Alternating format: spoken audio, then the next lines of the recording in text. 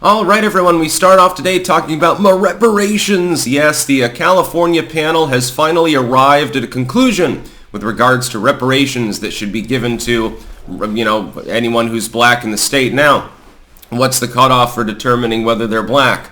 Half black, like one parent's black, another's white or Asian or something? Is it a quarter black? Do you scale it? So, you get the full amount if you're fully black. If you can say, well, I literally, my parents go back to Ghana for the last 5,000 years. I think I'm as black as they come. So you get the whole amount. But then, Joe over there, he's a mulatto. He's only half black, and so he gets half the total. Or he's half aggrieved. He's half the result of slavery and half the result of a slave probably being banged by their slave owner, unfortunately. But, hey, they only get half. So here's what they arrived at. I'm going to read part of this verbatim. California Reparations Panel says millions owed for slavery. After 15 public hearings and testimony from more than 100 expert witnesses and the public, the California Reparations Task Force approved calculations on Saturday that estimate as much as hundreds of millions of dollars owed to eligible black residents. Oh, eligible black residents. Nearly 80% of California's 2.6 million black residents would be eligible for payment, according to one of the task force's economists. But residents shouldn't expect cash anytime soon. In fact, they shouldn't expect it ever. I'll get into why. The task force did not identify funding sources, and it's ultimately up to the legislature and governor to adopt these recommendations and decide how much the individuals should get paid. I doubt that it'll be hundreds of millions that the state pays out, since it's not capable of shouldering that economic burden, since they run on a red budget and have to get bailed out every year by the federal government. They're looking into taxes and shit like that. I have no problem with bankrupting a bunch of Californians and driving them out of the state with excessive taxation so that the state slowly dies off. I don't really have a problem with that. I do have a problem with the fact that it sets a precedent. Imagine this. You're saying that a person who has never been enslaved, simply because of the color of their skin, not the content of their character, by the way, they're not a slave, they didn't live under segregation in most cases, they're not aggrieved. The whole concept is about historical grievances that are basically related to one's blood lineage. So your ancestors 200 years ago had a problem. Clearly that's still impacting you. Just never mind those Irish over there with the indentured servitude and the coffin ships. Never mind the Japanese Americans that were literally taken out of the mainline system for several years in the 1940s and put in concentration camps, along with some German and Italian citizens as well, by the way. Never mind the barefoot Appalachians. First gen kid to ever graduate high school because Grandpappy was the town drunk. Pappy was a coal miner. And going all the way back, it's basically all drunks, coal miners, and moonshiners and stuff for 300-400 fucking years. Yeah, that person's got no historical grievance. See, their skin color's wrong. Imagine giving money to someone based on what someone else totally different from them that they never met and probably know very little about had a problem in life. Man, everyone's owed reparations by that token, other than a handful of very long-term aristocratic families that got themselves set up in Britain or Germany or something to begin with and then struck it rich immediately. The second they came to the United States, they traveled to California and they just happened to be one in 100 in the gold rush or something. They went north to Alaska on the Yukon Trail, and they managed to find gold up there too. It's inexplicable. They just can smell it out somehow. This is dumb, but it probably won't happen. The fact is that this recommendation panel with regards to reparations doesn't have any authority whatsoever.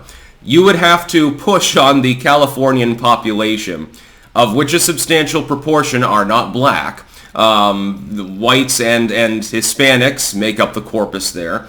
You would have to convince them that they would have to shoulder the burden in order to pay fellow residents who don't have an actual grievance at all. By the way, this sort of overstretching is important. As wokeness marches on, the Marxist-backed, woke-toyed authoritarianism that we see, it gets worse and worse and worse. This is wokeness, by the way. Technically, it's part of critical race theory. This is the sort of thing that it literally promotes.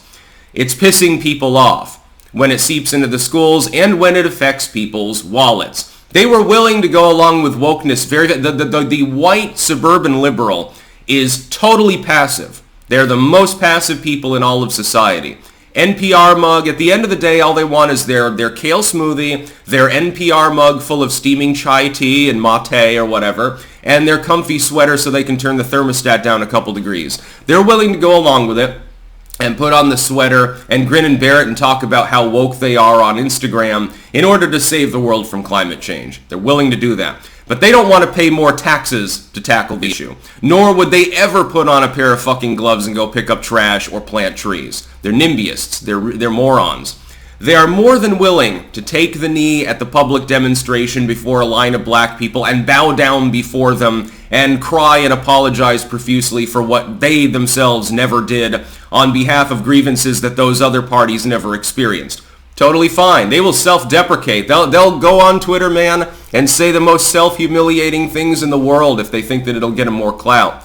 Oh my God, I wish that someone was here to whip my back like my evil ancestors did. God damn their name. I wish that I could be kicked in the nads and buck broken and all of these just to know for one day how it felt to be a poor slave.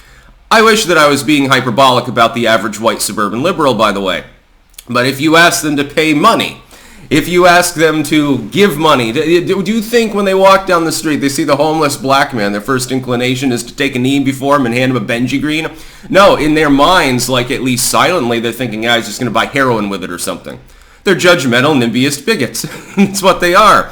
They walk the walk, but they are not willing to talk the talk. Try getting all of those white suburban liberals all around fucking semi-urban California, millions of them, and their Hispanic counterparts that are starting now to garner more wealth and start businesses and shit and are not first-gen immigrants from Mexico or Honduras. You do realize that that's the reason that that voting bloc is going more and more conservative over time. That's not going to stop anytime soon. Try to get them to pony up money for the grievance-addled black community. Yes, Hispanic people in this country have never faced any form of systemic discrimination. Nor did the Chinese or Japanese immigrants, or the Irish, or the Italians. Dude, the whole fucking country is built on people that in many cases came with nothing, and hopefully they worked their way up into some semblance of reasonable stability, and the government constantly impeding them. If anything, I think that we need a different form of reparations. I think the public as a whole needs reparations from the U.S. government. I think that the U.S. government should downsize and sell off a bunch of property and shit and close out some military bases and sell off the parcels of land, and then it should distribute that money to people in the country. Because we all have grievances. Very, very few people, other than those dynastic families that often are in the fucking government itself, ever came here with much. The United States was built by landless people in Europe who wanted land, and so they came over and then they took a wagon halfway across a continent in order to, from square one, they took a piece of land that had never seen any form of human development, and they tilled it up, and then they bought their seeds usually, with a bank loan actually, got into debt, and then they hoped it was a good year. That's what they did. Or they broke rocks. They cleared paths. They hunted and trapped and fished and shit. They lived in fucking cabins, not seeing another person for months at a time. That's what built the United States. Rugged individualism.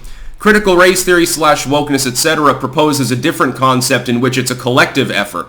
And that half of the major characters of U.S. history prior to roughly the middle of the 1900s were basically rugged individualists in the hinterlands, and entrepreneurs who were in many cases perceived of as nuts, and the scum and villainy of other countries, the people that were the most hardy. Criminals, it was like Australia. Why do you think that the Australians managed to populate such an inhospitable area? It's because they put a bunch of hardened criminals there. It was a fucking penal colony at first.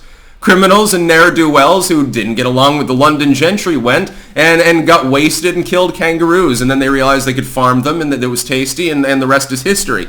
It's the same with the United States. Black people originally came to North America as slaves. They had a fucking problem. They were arguably, in that sense, the most aggrieved singular group in the United States. I would point out, nobody's talking about reparations for other groups, though, in the United States that were enslaved. Because they weren't always black. There were plenty of other groups that were enslaved or indentured. By the way, indentured servitude is a polite way of saying you are basically a slave, but you're the wrong skin color, so we don't want to use that particular term. It's reserved for other people. People that need reparations. So the black heart surgeon is going to get millions of dollars, and it'll be paid for by white suburban liberals. Enjoy what you have created, white suburban liberals. I hope that they actually do this, as long as it only impacts Californians, so that most of the people that are tired of dealing with that shit will leave. That's about all. Peace out.